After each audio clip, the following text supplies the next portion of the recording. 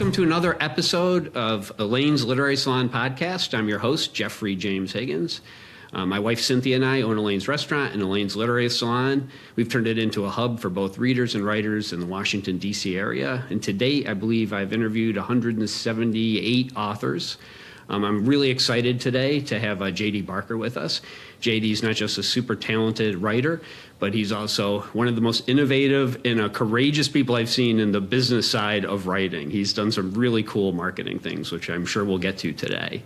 J.D. Barker is a New York Times and international best-selling author of numerous novels, including Something I Keep Upstairs and the wildly popular 4MK thriller series. He regularly collaborates with James Patterson. His books have been translated into 24 languages, sold in more than 150 countries, and optioned for both film and television. Barker resides in coastal New Hampshire with his wife Dana and their daughter Ember. And I should also add, JD, to your intro there that you're the host of the Writers Inc. podcast, which is by far my favorite podcast. I listen to that religiously every week, and I've been on it once, so I'm thrilled to have you on our show. So, JD, welcome to Elaine's Literary Salon. Hey, thanks for having me. I appreciate it. Oh, it's my pleasure. So you have the first Scarlet Door coming out later this year. Can you tell us a little bit about it? Yeah, so my 4MK trilogy has been out for, believe it or not, it's almost a decade now. I think Fourth Monkey came out in 2017. And it's one of those series, like we haven't put any marketing dollars behind it, nothing like that for years. It was traditionally published, so they get their little sales blip at the beginning and then things tend to go off to the back catalog and die. This book refuses to die. It seems to be getting bigger and bigger. It's still hitting bestseller lists, 10 years later, it's still coming out in new countries. And it's one of those things where I travel around the world and people put it down in front of me and they're like, they just want to know more. And when I originally wrote this, I originally just sold The Fourth Monkey. It was the first book in the series. It was supposed to be a standalone serial killer novel. I didn't have any expectations of continuing it. My agent started to shop it and she got a lot of interest. We ended up getting a film and TV deal, and then the book itself went to auction. And when that process was going on, she called me up and she's like, hey, do you have an idea for another book in the series? Because I think I can sell more than one of these. So I quickly scribbled out a way to keep the storyline going, and I ended up writing that. I just kind of fell in love with those characters. It turned into a trilogy, but I thought that I told the whole story. To give you the Cliff Notes version, when I decided to write a serial killer novel, I wanted to do something different from everybody else. That's kind of my motif. So in the beginning of this book, we've got a serial killer that's been running around Chicago for 5 years, terrorizing the city. Everybody knows who he is. Whenever he kidnaps a victim, he chops off that victim's ear, puts it in a little white box tied with a black string, and mails it to the victim's family. And things get horribly worse after that. So at the beginning of this book, we've got a guy who's crossing the street in Chicago, heading over to a mailbox with a little white box tied with a black string, and he gets hit by a city bus and killed. So the police quickly realize they've got, their serial killer is dead. They also know the serial killer had another victim out there somewhere because he's got this box and there's something inside it, but they have no idea who he is or who the victim is, and that's where the ticking clock kind of comes into play, because every thriller needs a ticking clock. So that victim is out there somewhere, with nobody giving her food or water, so they have to find her. But I knew in writing this book, I had to keep this serial killer alive somehow. So I put a diary on the body that they find that basically flashes back to the serial killer's childhood and the things that sort of shaped him into becoming a serial killer. And it's funny because initially when we took this book out, agents and editors all wanted me to take these diary entries out. They're like, just take them out, sell it as a straight up police procedural. That's how it's going to do best. And now we're 10 years later. If you go back and read the reviews, everybody loves the diary entries. That's like their favorite part. But they only give these little glimpses of the killer. We flash back to this year, then to that year, we get little glimpses of what, why he became who he was, but not the full story. So when COVID hit, I'm at home locked in my house like everybody else. I sat down and decided, okay, I'm going to write 3 prequels to the series and tell his story in detail from start to finish. I didn't tell anybody I was working on these. I didn't tell my agents or my editors. I just wanted to see if I could write it and if I would actually like it. And it was so refreshing to write something like that, for like the years leading up to it. It's like I've had book after book after book, and like you kind of fall on this gerbil wheel, and like it's tough to step off. So it was nice to just do something completely quiet. And as a writer, it was fun too, because if I wrote something, let's say in the 3rd book, that impacted the 1st or 2nd, I could still go back and make changes, because nobody had seen any of them yet. So it allowed me to create a really tight storyline that takes literally the whole thing and flips it on its head again. So a very long story to basically say the first book of that series is coming out in September. It's called The Scarlet Door. It's the book behind me here. Oh my God, there's so much to that. So congratulations. I got to ask you, when you have like agents and editors telling you, oh, cut the diary entries, you get this a lot, right? When you get input and people want certain things cut, how do you know as a writer when to stick to your guns and say like, no, this is the art and this is what makes it special for me? You know, it's a tricky thing because you don't want to be the guy standing on the soapbox saying, no, I'm not touching anything. This is it. You have to take that feedback with a grain of salt. I use a lot of beta readers, and if my beta readers, if multiple ones come back to me with the same problem, then I know I've got something I need to address. But if it's just one person out of the group, you know, for the most part, it's just an opinion. You know, to me, an agent's opinion is valuable, but it's one person's opinion. Same thing with an editor. So you kind of have to go with your gut. I tend to do everything a little bit different. So like there was a scene with rats, and I don't want to give it away in The Fourth Monkey, but it's a very graphic, you know, freaky, nasty scene. Editor immediately called me up and he's like, this is crazy. I love it, but it has to come out. It's too much. And I stood my ground on that one. I had him keep it in there. And again, that's one of those scenes people, you know, they email me about. You know, it sticks with you. That's where people, you know, they close the book. For better or worse, it gives them an emotional reaction. And that's what you want to get out of your readers. Again, it's an opinion. So to give you another example, I had an editor who called me, I think I was on the Caller's Game. It was like 4 or 5 books into my career. And he said, okay, we just got some stats and it looks like your readership is primarily women 45 and over. So he said, we need you to write to that audience. That's your target audience. So instead, I turned around and I wrote a young adult book. Because my thinking was, you know, I've already got women 45 and over. I need to get another group and bring them into the fold. So I used my books almost like being a literary Pied Piper. If I find an audience out there that's not currently reading me, I will write something that targets that particular audience and brings them back. All of my books have a common thread of suspense, so that's kind of how I keep everybody together. The voice is very similar, so even if you read something that I write that's got a lot of sci-fi in it, it's still going to feel very familiar to you as a reader. So even if you don't normally read sci-fi, you're still going to like it. And that's kind of the goal. And it's not something I stumbled into. I studied the great names out there. I studied guys like Stephen King and James Patterson and Dean Koontz, the brand names where you walk into a bookstore and you buy the book because their name is on the cover. You don't even look to see what it's about. You just know it's going to be a good story. So I researched the hell out of those kind of guys and basically folded that into my business model, and that's what I've been following. When you have like agents giving you this information or editors giving you this information, and I've spoken to agents who've said anyone who tells you they know what's going to sell or they know what the public wants or they know what the publishers are going to pick up just is lying, right? So like you do so much that's counter to like the common the common wisdom, right? And you're trying new things all the time and they work. They're incredibly successful.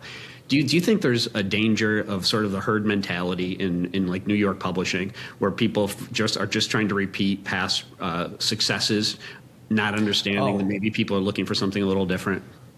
Absolutely. I mean, a good one to study is Gillian Flynn. She was a writer for, I believe it was Entertainment Weekly. She got a 3-book deal, and her first couple of books came out, and they did okay. But they didn't hit it out of the park. They didn't do what she was hoping they would do. And then all of a sudden, she has Gone Girl, which was just insane as far as the kind of reception it got. But when she was trying to sell Gone Girl, if you read interviews that she's done, she had a very hard time because editors, publishers, they didn't really understand the concept of an unreliable narrator, not on that scale. It was so different. And that's, it's one of those things where I think it's almost like a baseball player taking a swing for the fence. Like you're going to go for the fence. You're either going to strike out or you're going to hit that home run. It's like one or the other. And Gone Girl and a lot of these types of projects are very much like that. Like it either would have completely fizzled because it was so different, nobody would get it, which is kind of the way the industry felt about it when they first saw it, or it's this, insane home run that hits it out of the park and that everybody wants to be that book. And if you search titles, it's really funny, like Gone Girl as a title, like that particular year, there were only a handful of books that came out with like Gone or Girl in the title. The following year, it's like 400 or 500 books came out with one of those 2 words in the title, everybody chasing it. So that's the position you want to be in. I think you have to operate outside the box. It doesn't matter if you're selling bananas or you're selling books. You have to do something different to stand out in that crowd. So when you're an agent and you understand that like New York publishing can be, fairly conservative because they're looking at something to succeed, and if they don't, the acquiring editor's really gone out on a limb, right? If you're trying something completely different and it flops. So if you're an agent and that's your job to sell to these acquiring editors, would you as an agent like evaluate what is different enough but that stands on its own merit? Because you hear this all the time. Something's really good, but I can't sell it. It's really good, but how do I shelve it, right? It's it's a mix of genre that hasn't been done before. And then, of course, if it blows up, everybody wants the same thing. So how do you think they evaluate that? Because it doesn't happen a lot. Are we missing something as an artistic community where a lot of like really unique works are just sort of going unseen? I think the industry itself just likes to play it safe. It's sort of like a Marvel movie. They've got tons of great movies they could make, but they know they're going to make money doing another Marvel movie, so they tend to throw all the resources behind that instead of these 50 other projects that may or may not do well. The book industry is no different than that. Like when you send your book into an agent, they immediately try to put you in a box. They need to say you are this author. You're a romance author, you're this, you're that. They have to put you in that box, so when they pick up the phone and talk to an editor, they can say this person writes this. That editor has to pick up the phone and talk to the marketing people, and they need to understand what you write. And the marketing people talk to the bookstores, and they need to understand where they're going to put you on a shelf. So like all these things have to line up. But the unfortunate part of that is once you fall into that, it's very difficult to get out of it. It's very difficult to stand alone from everybody else and basically break out in a meaningful way. I had this conversation with a couple of big name authors before I actually started publishing on my own, because I didn't want to get stuck in a situation where I was writing the same book but different every year. I love to pick on Lee Child. Lee Child, he's a fantastic writer. I love the Reacher books, but that's actually not his real name. If you go to his Wikipedia page, his real name is on there. He was writing books under different pen names, and the Jack Reacher books just happened to take off. So before he knew it, he's writing a new Reacher book year after year after year. To me, that's like Groundhog Day. I don't want to get stuck in doing that. I like to mix it up. So when I came out of the gate, I purposely wrote a horror novel, which is honestly my favorite thing to write.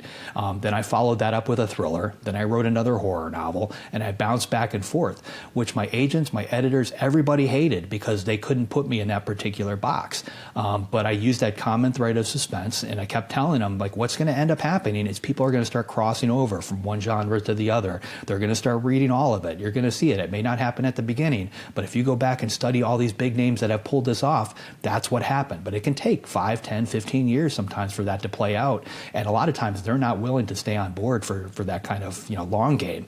But in my case, it's happening now. I've got publishers all around the world. To give you an example, in Spain, I sell a ton of books in Spanish, but the first one that actually hit up well was The Fourth Monkey. So they put out that series, and then they started skipping over my horror novels. So I put out a horror novel every other book, so they would skip those and they would just put out the thrillers. But over the last year or two, they've circled back and they said, okay, we want the other ones. And they bought every horror novel that I wrote in between because they are now seeing that the audience has gotten big enough and willing to step out there and read these different parts. So again, as an author, I think you have to, first of all, just write the book you want to write, tell the story you want to tell, but then take a step back from that and just look at, like, what can I do to market this? What can I do to be a little bit different? And try to double down on the fact that you're not like everybody else. That can be a leg up. Last year, 4 million books were published. Your book is going to be one of them. You need to somehow stand out in that crowd. Do you think that there's always a blend of genres, right, in all books? Do you think the reason The Fourth Monkey is a serial killer book stood out was it the concept because the person's dead at the beginning, so it's a very unique high concept, or do you think it was partially the blend of horror with it, right? Because there's some really graphic scenes, there's some things that your agent wanted to cut out. Do you think that led to it? Is it that you didn't put yourself in a box when you wrote this? So I think it was both. When my agent sold it, the selling point was the fact that the serial killer dies at the very beginning. This is why it's different. This is why you want to read it. But once people read it, those horror elements made it stand out. Those readers are used to reading thrillers that are very vanilla. They've got a police procedural. There's a certain formula you follow. That's what they expected to see. So when I threw these horror elements in there, all of a sudden there's something a little bit different that makes it stand out from everybody else. And that's honestly, it's what you want to do. I love to read, and I read a lot of stuff outside my genre. I've got 2 romance novels sitting on my coffee table over here. And I grab little pieces of these different things and fold them in. Romance, I think, is a fantastic genre for every author to read, simply because you can put a romance into a sci-fi novel, you can put it into a Western, you can put it into anything else, but you need to understand how to write it. Reading is the best learning thing that's out there, the best learning tool. Romance readers are some of my favorite people. Having this literary salon, I get to meet readers every day. They come in here, and the romance readers are fantastic. We do some big romantasy authors who come in here, and they sell out in like 2 days. It's a really, really fun. But their enthusiasm is infectious, right? It's like your enthusiasm for writing and for story. All these readers have that. And I notice this kind of disconnect, too, because they don't believe in just one thing. They might like romantasy, but they'll talk to me and they're like, oh, I love reading mysteries, and I love, thrillers are fantastic. I love a good thriller. And so I think there is this disconnect between agents and publishers and what the readers actually are looking for. Well, again, they're looking at they're looking to you to be a product. And for you to be a product, you have to be definable as a thing, one particular thing. They've already got romance writers on their catalog. They've already got Western writers. They've got these. They've got that. They need you to be whatever it is they're paying you to be. But you need to take a step back, again, look at this as a business and decide if that's the best situation for you. There's little things in this industry that kind of jump out at you when you've been doing it for a long time. So like when you have your first book published, a lot of times the title of the book is, this big and the author name is like this down at the very bottom. And it's mainly because the publisher is selling that particular title. They're not selling you. And, for you as an author, you need to sell you. Like, you need to be the brand. You need to be the thing that everybody is looking for when they walk into that store. That's how you become the household name. But that's completely counterproductive to what the publisher is trying to do. So, it's 2 totally different things that have to come together. You have to be willing to fight for that. When you mentioned Lee Child and writing the same thing, this was your first series, right? The 4MK series, originally a standalone. So when you go back and you write prequels, is that sort of a way to like re-energize your creativity and your enthusiasm a little bit when you've been writing like in the same world for a little bit? Is it like it's a different take, right, than just doing like another one in a row? Yeah, it was. I like writing standalones because I basically get a clean slate every time, brand new characters in place and all that. But this was fun because I had, characters I knew. It almost feels like the lead detective is standing in the corner of my office, just tapping his foot all the time, waiting for me to tell more of his stories. It's like I knew that was out there, but like I had to go back. I listened to all the audiobooks for the 3 that I wrote all over again. Took very detailed notes of every plot point, every twist. Looked for little things that I could exploit in the prequels, because I basically have to take a series where I flip it on its head like 3 or 4 times through the series. Like, it's a very twisty series. I have to do it all over again in a way that, is new. And that's not easy to do. And to make it more difficult, like I have to do it in a way where the reading order doesn't necessarily matter. Because a lot of people are reading basically books 4, 5, and 6, now going back reading books 1, 2, and 3. So that's going to give you a very different experience than reading 1, 2, 3, 4, 5, 6. But they both have to hit in a particular way. They both have to work, in a particular way. So there's a lot of moving parts that you have to bring together, which again is one of the reasons why I did this without telling anybody, because I wasn't sure I'd be able to pull it off.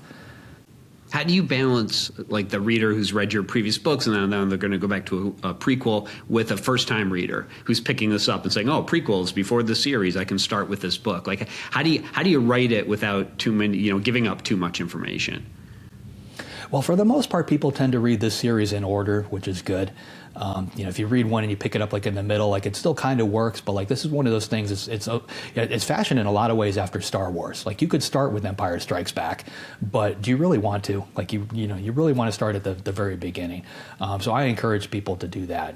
For the most part, I think starting with Fourth Monkey. Even today with the 3 prequels, if they were out there, I would say start with the Fourth Monkey. Read 4, 5, and 6, then go back and read 1, 2, and 3.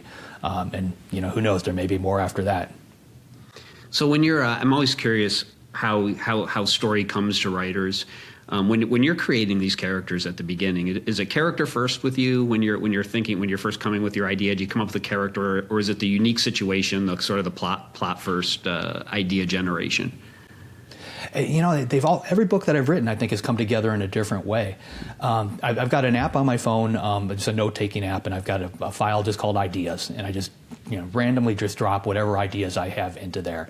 To give you an example, I had a book a few years ago called Behind a Closed Door. And in my idea app, I had a husband and wife, character. Like, I knew I wanted to write about these two. It's a husband and wife. They've been married for about 10 years. They still love each other, but, they're kind of leading separate lives because they have different jobs. They see each other in passing, more or less. Both come home from work, eat a quick meal, watch an hour of Netflix, fall asleep, kind of rinse and repeat. And they've sort of drifted apart over this decade. And the husband gets very close to cheating. He doesn't actually do it, but it almost happens. And it's a wake-up moment for the two of them. I knew I wanted to start them in a therapist office, but I didn't know anything beyond that. So that idea is in there, and it was sitting in that app for probably 5 or 6 years. And then one day, my wife and I, we were sitting over dinner and we were talking, and she does a lot of real estate, and she had just bought a house in Georgia that was a fairly big house. It had 7 bathrooms in it, and we were just talking about what needed to be renovated in this house. And just out of the blue, I just mentioned, well, you should check out that company, Bath Fitters. And we've all seen the commercials. They come in, they retrofit a bathroom in one day, but that's all. We basically just discussed it over the dinner table. We didn't type anything into a device, nothing like that. But that night, we both noticed commercials for bath fitters start to pop up on our phones and our social media feeds, on television. So I started to research this and realized in the terms of service for our phones, we give them permission to listen to us 24/7. So my phone is sitting right in front of me. It's listening to this conversation. It's grabbing keywords out of the air, dropping those into a database, and those are used to target and market me later, which is some scary stuff.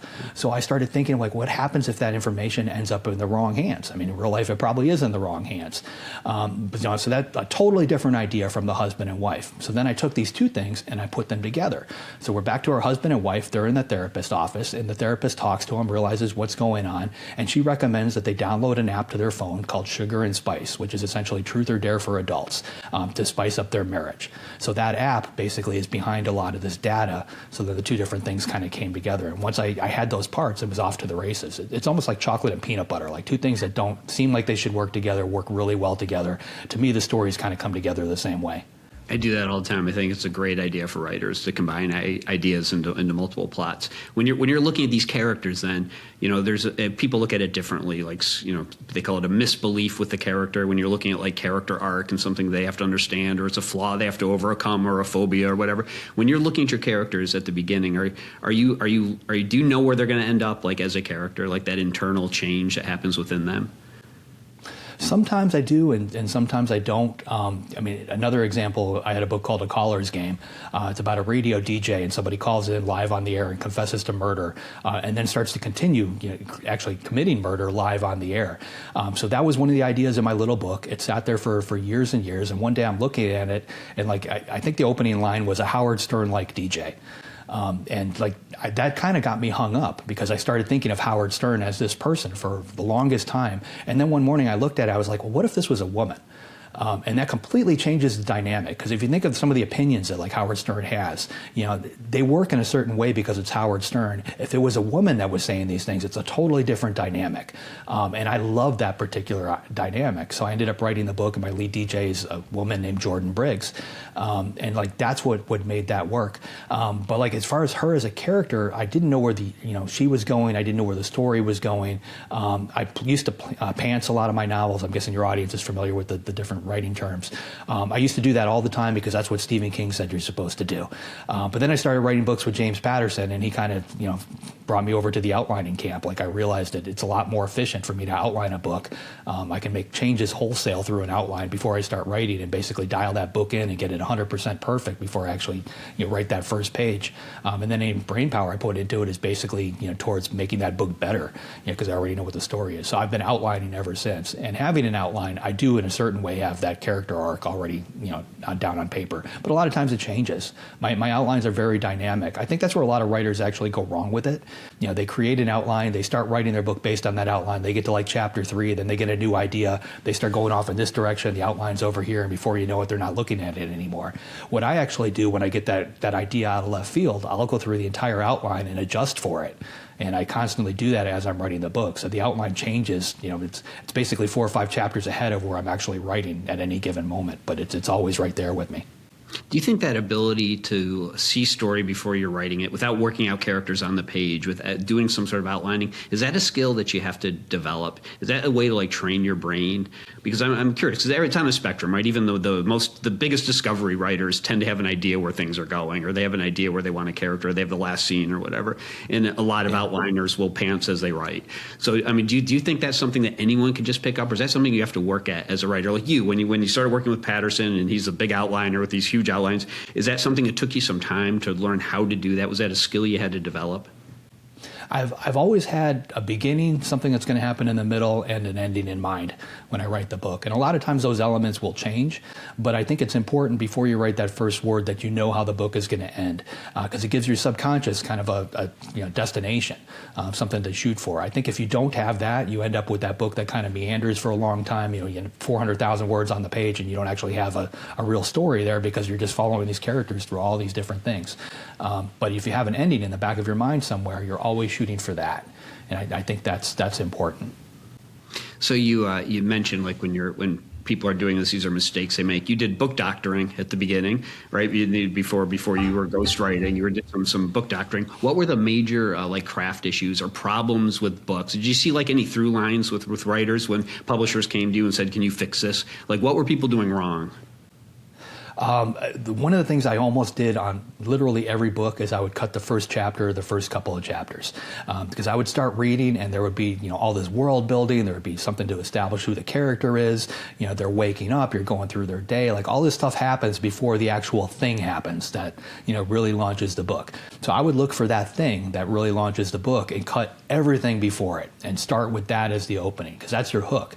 Now all of a sudden you're grabbing readers with whatever that thing is, and you can always take all that information that you're cutting out and you can seed it somewhere else in the book. You can still get it out, but it's all about distribution and making sure you put it out in the right place. So that was the one thing I probably saw the most.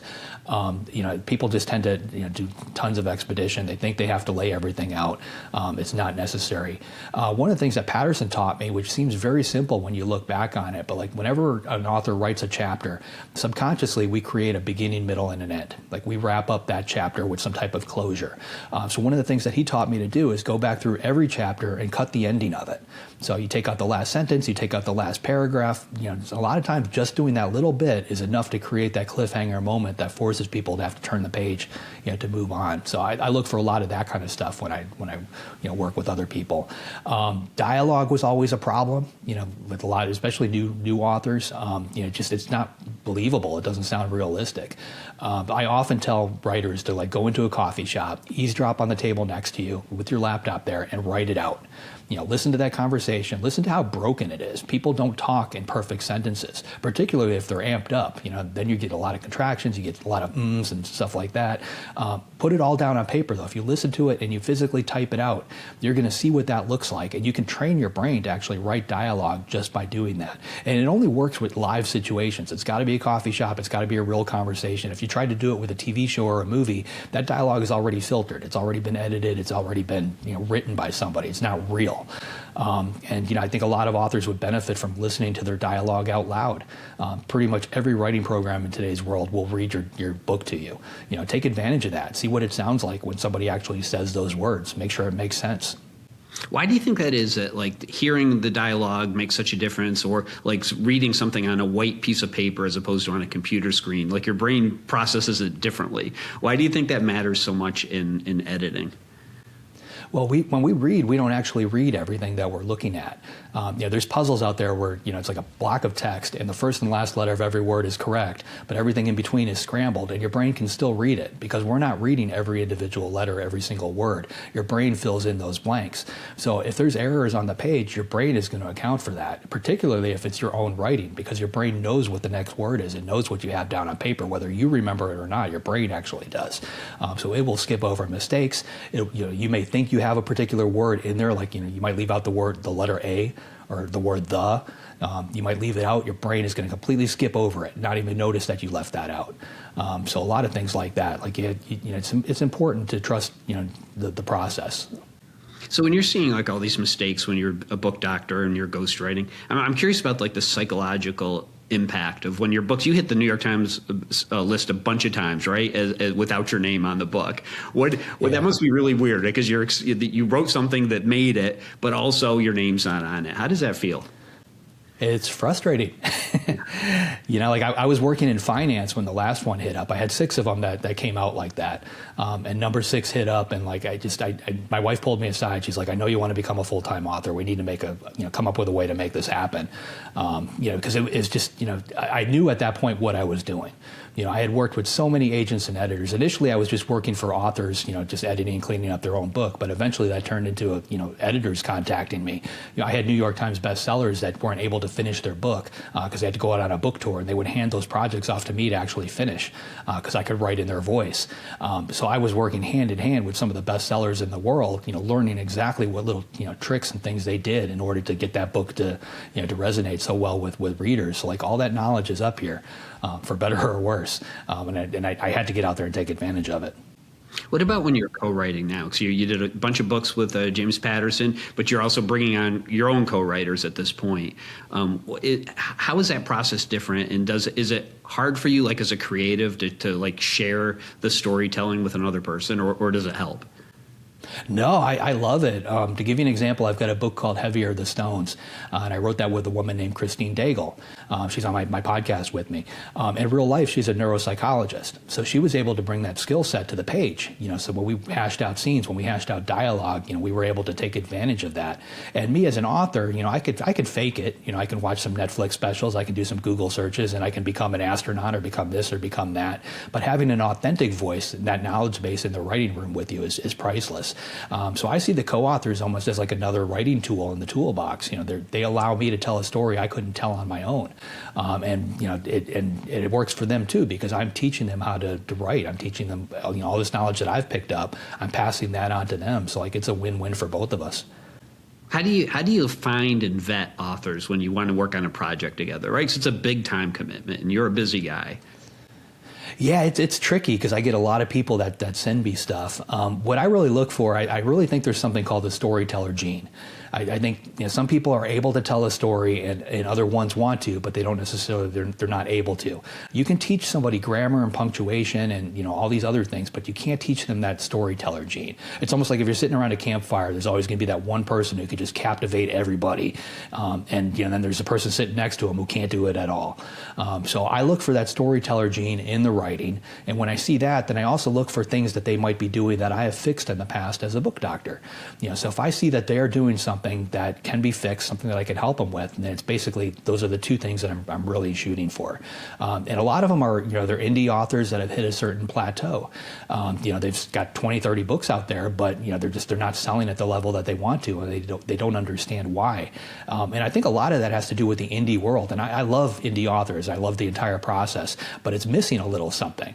So when you're traditionally published, you've got an agent who's going through that book and telling you everything that needs to be fixed. Then it goes to an editor. Then there might be a secondary editor, maybe a developmental editor, but there's this huge process. And when you go through that process, it teaches you how to improve your storytelling. So if you've got a particular issue, that's going to get weeded out in that process. But if you're an indie author, a lot of times you're hiring editors, you're hiring people to read through the book, so that whatever that issue is, it tends to stick in the books. First book, 5th book, 10th book, 20th book, that issue is always there, and readers pick up on it. So that's what keeps them from going from this level to the next level. So I try to spot those kind of things, things that I can teach them to get them to take it to the next level. Into what, other than like subject matter expertise, how have your co-writers, how has Patterson impacted you? How has some of your new co-writers impacted you? There must be, because you're working together, there must be some change on both sides of that equation. Yeah, I mean, I learn a lot of new things, and I still see, writing styles that, are things that, even with a co-author that I want to implement on my own side. I pick up new things. Patterson and I, we were supposed to write one book together. We're having so much fun. We're on book 6 or 7. And I do it because I enjoy the process. Every time I've got this guy on the phone, he is teaching me something new, not only about writing, but about the business side. And I try to pass down that same knowledge to my co-authors. As a business owner, selfishly, I'm now able to put out a lot more titles than I could if I just wrote on my own. That's no accident. Just like I had looked at guys like Stephen King and Dean Koontz and those guys before to figure out how do I build a brand. I'm looking at James Patterson's business model and going, this guy might be onto something. So I'm following a very similar trajectory. I love this idea of the storytelling gene that you just mentioned. You were writing at a very early age, right? Do you remember the first time that you were really captivated by story? I think I saw that you read the Hardy Boys. And by the way, I can't tell you, I would say 90% of the authors I've interviewed have been either influenced by Nancy Drew or the Hardy Boys. It's crazy. Those are some great books. I've got almost the entire collection out in a library over there. I think I'm missing like 5. But yeah, I started off reading those. We didn't have a TV in the house, so I grew up reading from a very early age. Doesn't mean, this was the 70s. There's nothing worth watching anyway. But I started with the Hardy Boys and Nancy Drew. Then I moved on to the classics like Charles Dickens and Mark Twain, and really loved all of those. One day I was at a yard sale with my mom, and a guy had a box of books, and Dracula was sitting up on the top. I was 8 years old, and I picked it up and I read the back. I was like, there's no way my mom's going to let me buy this, because it seemed too scary. It seemed like an adult book, like something that I shouldn't be reading yet. But she let me get it, and I took it home and I read it over a couple weeks, and it scared the bejesus out of me. I slept with the lights on. I was looking under my bed, opening the closet door, and that was honestly the first time I had ever gotten an emotional reaction out of a book. And I've been chasing that feeling ever since as a reader and a writer. I think shortly after that, I discovered Stephen King and went through all of those, which I think is why today, like, writing horror is still my favorite. So how cool was it for you when later on you wrote Dracul and you were able to read original diaries and entries? Like, that must have been something, because it came right from your childhood.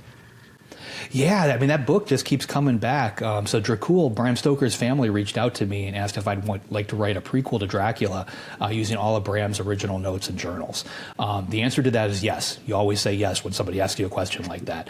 And it was a very surreal moment, because I had material that was on Bram Stoker's desk literally right in front of me.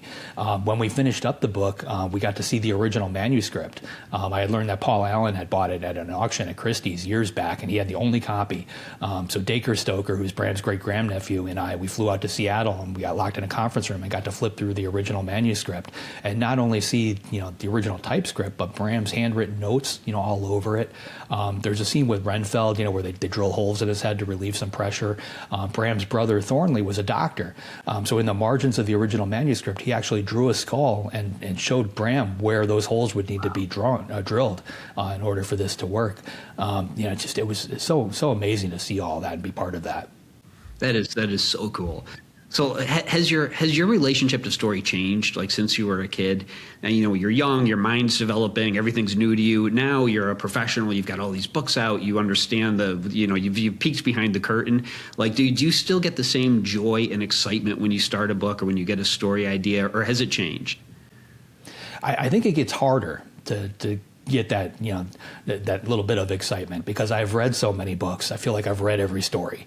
I've seen so many TV shows. I feel like I've seen every show, every movie, every storyline. So when somebody surprises me, like, to me, that again is that same feeling that I got when I discovered Dracula. Like, all of a sudden I'm getting something brand new. So if I'm watching a show and there's a twist that I didn't think of myself or I didn't see coming, like that's a huge moment for me. And as a writer, that's what I'm chasing. I don't want to recreate something that's already been done over and over again. I want to create something new. So it's elusive, but it's there, and when you find it, it's priceless. You mentioned at the beginning about writing the thing that you want to read, or about the thing you want to write, telling the story that's organic to you. Do you do anything in particular to, like, stoke that creative energy or those juices? Is there anything you do? Is there, like, any ritual or places you want to be or things that you do that put you in that creative mindset where you have, like, fertile ground for storytelling? I don't think it works that way, to be honest with you. Like, my best ideas have come to me when I'm doing the most mundane things. Like, I'm doing the dishes, walking the dog, I'm out on a run, in the shower. If I sit down in front of my computer and say, okay, create an idea right now, it doesn't happen. But if I'm, out back building a treehouse for my daughter, all of a sudden some weird idea will pop into my head. And that's what, I take that and run. So do you think your subconscious is always working on this, and when you're doing something mundane and letting your mind just sort of wander from idea to idea, that's when they come into your consciousness? I think that's what it is. I think when we're doing something like a repetitive type task where your mind can wander, you have to be willing to let it go a little bit and grab onto the good ideas when they show up. That's how I started dictating, by the way. I think I talked about that on your podcast because I'd run, and then when my mind was just wandering and I'd end up taking so many notes, I'm like, why don't I just write the thing while I'm running? I wish I could dictate. I have tried that so many times because I go on a 4-mile run every day. I live on a little island. And I do a lap around the island, but I can never get it to work. Like I feel weird talking to my phone or just talking out loud, and I never get the stories to come out that way. If I could, my word count would probably be insane. Yeah, I talk kind of fast. It's definitely a different skill, but I wrote a whole book 15 minutes at a time, just dictating. So I want to talk to you about, I have to ask you about this, about like some of your really unique and innovative marketing ideas. You had the haunted house on the island where you did a contest, right? And you asked readers, and then several of them spent the night on the island. Do you walk me through your process when you're coming through something real, because you're constantly doing things that people haven't done before, unique things to market your books. Does that come to you like story, or do you sit down with like a procedure to go through to figure out how you're going to get this book out there? It's a little bit of both again. Like when you try to force it, it doesn't necessarily happen. But with every book that's coming out, I try to look at what everybody else is doing to market their books. Maybe I'll make a list of that, and then I try to come up with something that nobody is doing. And my general thinking is, like if you've got a book coming out and you do what everybody else is doing, you buy Amazon ads, you buy Facebook ads, you do all that stuff, you're going to do okay, but you're never going to do better than the other people that are doing those exact same things. So you need to come up with something different. So the example that you brought up last year, I had a book called Something I Keep Upstairs. It's a haunted house story, but it's based on a real haunted house. It's a little house that's on a private island right off the coast of the island where I live. I know the people who own it. So as I was finishing up that book, I thought, hey, wouldn't it be cool to give away an overnight stay? So ultimately, that's what I did. I created a contest. We picked one name. That person was allowed to take 3 of their friends. We took them out to this private island by boat, dropped them off on the dock, and said, okay, you get to stay in a haunted house for 24 hours. We'll come back for you. And we literally left them on this private island for 24 hours and then picked them up the next day. But the buzz that created was insane, because all of a sudden I've got this haunted house book coming out about a real haunted house. So the press just ate that up. Here's an author who's giving away an overnight stay in a real haunted house based, the basis of his book. So I did a lot of television, a lot of radio, a lot of podcasts, just talking about that. All of that was free. And it created a ton of word of mouth because people wanted to enter that contest. If you jumped on Facebook, you'd see people just chatting like, I'll do it. Will you do it? I'll do it if you do it. I won't do it. I'm going to do it. But like all that word of mouth is, created buzz for the book, and then ultimately it created the sales on the backside. So I'm always looking for that. Doesn't always work. Sometimes I put, my foot in my mouth, but, I think you have to be willing to take that chance. So that was what was so genius about that one in particular, right? Because it had so many levels, like leading up to the contest, the regular marketing you do with the book, then the press got in that you're giving this thing away, then people actually going out there and wondering what's going to happen, and then talking about it afterwards. It was like the gift that kept giving, right? Yeah, well, it's funny because now we're a couple years out. The house itself has been turned into a museum, so you can take tours of it. And they actually decorated the interior of the house to match what I had in the book, because we had all been working together through this whole process, and they just really liked the book idea. Being in New England, we've got a lot of haunted stuff. So like there are, I think, 3 or 4 ghost tours that take place in Portsmouth, the town right next door to me. All those ghost tours, they sell my book in their gift shops. The island itself, I think they just placed an order for a couple hundred of them, to sell out on the island.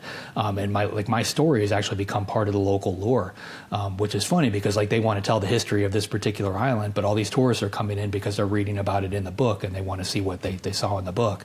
And if you go out there, you kind of get a mix of both. There's people that are literally standing there with my book, people listening to the audiobook while they're walking around the island. It's a very surreal experience as an author. That's so cool, that sort of multimedia approach too, beyond media, right? The real life, being able to touch things in the real world. I've noticed that in the romantasy and in some fantasy, people are doing book covers that are a lot more intricate now and have texture. And, there's this almost this desire, especially with younger people, to be able to have something that's not digital, something that's real. Do you think there's an opportunity to maybe re-envision the way we do storytelling, in that there's that interactive thing where people can physically go and do something, maybe some kind of, readings or acting or interactive experience? Do you think storytelling can change a little bit because of the way we're in this digital landscape? I think it should, and I think people should be looking at that. Like when I go out to that island, there are people that are standing in the living room reading my book, reading a particular scene that took place in the room where they're standing, which brings on a feeling that you're not going to get anywhere else. It's almost like, you can watch a Taylor Swift concert on TV if you want, or you can go to a Taylor Swift concert. And that feeling that you get of being in a live audience with that performer right there is so different, and it can't be replicated. And I'm only bringing up Taylor Swift because I've got an 8-year-old. I'm kind of stuck in that. But like those kind of feelings, I think you can combine them. And I think authors should be looking at that and look at ways to do it, that haven't been done yet. You have a bunch of books that have been optioned, right? How many in all? It's a lot, isn't it? I need to total it up again, but at last count, I had 8 different projects that were in various stages of Hollywood hell. For you as like an author, do you get as excited about that as you do, say, when your book's coming out? Like, is it because they're very different things, right? All right. My answer depends on whether or not my film agent is listening right now. The truth is the book is the only thing that I've got control over. And film and TV is a very weird thing. Like if you watch the credits at the end of a movie, 5 or 6 minutes of names just going by, every single person mentioned there had to be there in order for that movie to get to the screen. And that's very much what it's like in real life. And it's this huge roller coaster. So every time my film agent calls me, it's either really good news or really bad news. To give you an example, A Caller's Game, that book we were talking about, Ridley Scott's company optioned it from get-go. But then it kind of sat there for a while, maybe 6 months or so. And then I got a phone call from my agent. He said, hey, Jennifer Garner is interested in this. So we did a Zoom call with Jennifer Garner's people. She had what's called a first look deal with Netflix. Netflix offered up a $100 billion budget as a starting point. So all these pieces kind of came together over maybe 2 to 3 weeks. It was a very short time frame. And then we got another phone call. Jennifer Garner's got a scheduling conflict. She's going to have to do something else. She's going to have to back out of this project. So Jennifer Garner goes away, Netflix goes away, the $100 billion budget goes away, and you're right back to where you started from. So every one of those things is, way up here or way down here. So you just got to take it with a grain of salt. In my mind, like it's a numbers game. Like I keep getting optioned over and over again. Every time I put out a new book, that's another option that's floating around out there. Sooner or later, I will have my butt in a seat at the theater watching my own thing, but it hasn't happened yet. I feel like you're at the cutting edge of so much of this. You've had so much success in this area. How, and this is an impossible question, but I want to ask you about the publishing industry and how it's changed. You said 4 million books came out last year. I think 3.5 million of them were self-published, right? There's a lot of noise that's out there. You've had a tremendous success as a hybrid author. Like, what do you see the way forward is for authors? Well, I indie published the first title, but I sold a lot of copies of it, which put me on the radar of the traditional guys. So like my Fourth Monkey, which was my first traditional title, sold for a lot of money. And I had a few of those right after that. But because I'd gotten a taste of being an indie author and the economics of it, it was hard to forget that. And the fact that it's an indie, you get to basically control everything. You get to pick your own covers. Like in the traditional world, they can change the title of your book, they can change the cover, they can do whatever they want. So I did a couple of books in the traditional world. Then I started doing the hybrid thing, like what you had just mentioned. So I basically published in English on my own through my own press, and then I let my agent sell all the foreign rights, which I thought was a great mix, and it kind of was. But there were still places that I couldn't get into because I was still an indie author. So my books weren't in Target, they weren't in Walmart, they weren't in Costco or the grocery store. So a couple of years ago, I signed a deal with Simon & Schuster. They let me create my own imprint at Simon & Schuster, which is what I'm doing today. So because I'm my own publishing house, I have to pay for the print runs. I have to pay for the that side of it as a publisher. But the economic benefits are very strong because I'm the publisher and I'm the author. But I've got Simon & Schuster as the backbone. They handle my print sales and distribution. So because of that, I'm able to get into all these places I couldn't get into as an indie author. I think that's where publishing itself is actually going. If you take like a big name indie author, let's say you've got somebody who's making millions of dollars every time they put out a book, and there's a lot of them out there. If a traditional publisher comes up to them and says, okay, I'll give you a check for $1 million for that next book. They're going to say no because they know they can make that money on their own without the hassle of having to deal with that third party. But if that same publisher comes to them and says, well, why don't we split the economics down the middle? You can use our sales and distribution system so we can get your book into all these different places. All of a sudden that becomes a business relationship that makes sense. So I think you're going to see more of that. I think you're going to see more of the big publishers reaching out to the better selling indie authors and trying to strike some kind of deal in the middle. And they have to, because honestly, like the current traditional model it's broken, it's aging out. A lot of the big name authors, if you walk into a Barnes and Noble and look at the names that you see there, the same names that have been there for the last 20, 30 years, those authors are getting older. And those publishers aren't doing anything to replenish that livestock. They've got no big names coming up in the pipeline. They're dependent solely on those big names that are out there now. So if they don't change something soon, they're going to be in trouble. And half of those authors, those big name authors, are deceased, right? And there's people writing under their estates. You see that more and more. There's that too. And honestly, with AI out there, that really scares me because it's going to get easier and easier to do it. So since AI is so good at like mimicry, like how do you think AI, like I know some writers, there's been a couple of big kind of scandals recently, right, where authors have been using AI to write. How much of that are we going to have to deal with as authors, you think? Like how much, that 4 million, is that going to go to 40 million, the titles coming out a year because of AI? It might, but the only one you need to worry about is your own. I double down on my voice. And if you get an email, let's say that was written by ChatGPT, like I think we're all at the point where we can recognize ChatGPT's voice. It's got its own unique voice. As crazy as that sounds, it's its own author. So I think sooner or later AI might get good enough to be able to write a decent or a compelling story, but it's going to just be another author that's out there. I don't really see it as competition because of the way I'm building my business model. I'm building a brand. People are coming to me because of my particular voice. I'm doubling down on that. I'm doubling down on the fact that I'm human and I can create something unique. In today's world, luckily, AI just can't write well enough to pull it off, but I think that day is coming. When you write a thriller, you need to make 1 + 1 = 3. Like you have to be able to do something different. AI doesn't understand that. It can rehash what it's been told, but it can't do something creative like that. But one day it's going to have a creative spark and it is going to be able to do it. And I think as authors need to be ready for that, but it's going to be competition. It's not going to be, like, I personally like writing.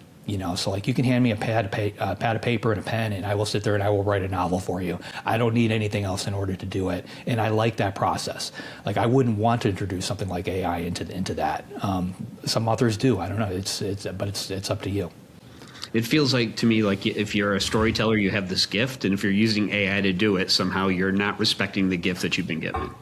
Does that make sense? Well, it does, and I think writing is very much like exercising a muscle. And let's say you start using AI for little cheats, like AI, tell me how to describe this room for me, and you use that description in your book. All of a sudden, your brain's not creating that description anymore, and that portion of your brain that could create that description is going to get weaker. It's going to become more and more hard for you to be able to do that. So like I purposely steer clear of that kind of thing because I don't want that to happen. But I think everybody is trying to get a leg up, and people are trying it. Whether or not it's going to work, I don't know. Yeah, I think it's similar to like when I was because I'm old. When I was younger, right? Everyone read maps, and now you have like the GPS on your phone. No one knows how to read a map anymore. It's insane. They can have the GPS up on your Uber, and the guy can't read the map to show him where he's going, even though there's a little dot on it. I think the same thing can happen very easily with your writing ability. Yeah, people are going to forget how to write a term paper. They're going to forget how to do this, forget how to do that, because we just don't have to do it anymore. And some of those things should go by the wayside. We shouldn't have to waste time doing certain things if we can get a computer to do it for us. But something like writing, for me, like I've always enjoyed doing it. Whether people were paying me for it or not, like it's something I sit down and I do every day because I like to do it. So I'm not going to get a machine to do it for me. Is there, when you, and we're wrapping up in just a second here, just when you do so many interviews, so much media, do you, is there ever like a question that nobody asks you that you wish they would? Is there ever something you want to say that you never get a chance to insert into these conversations? There probably is, but if you put me on the spot like right now, it's not going to come to me. I will think about it, and I'll probably get the perfect answer 5 minutes after we hang up. Well, fantastic. Next time we talk, we can do that. So one final question. This is the only thing I ask all the authors, and it sounds really simple, but it's like, where do you think story comes from?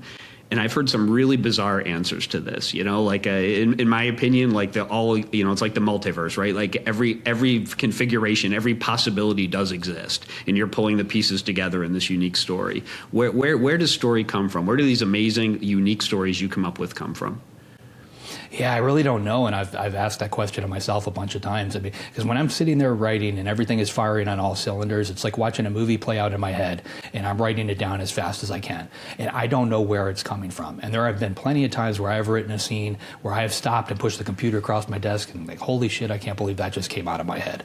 It's either because it's scary, or it's good, or it's this, or it's that, but like I don't know where it came from, I don't know. I mean, it's like the day we all learn that, I think it might be like a very enlightening day. But I'm glad it's there.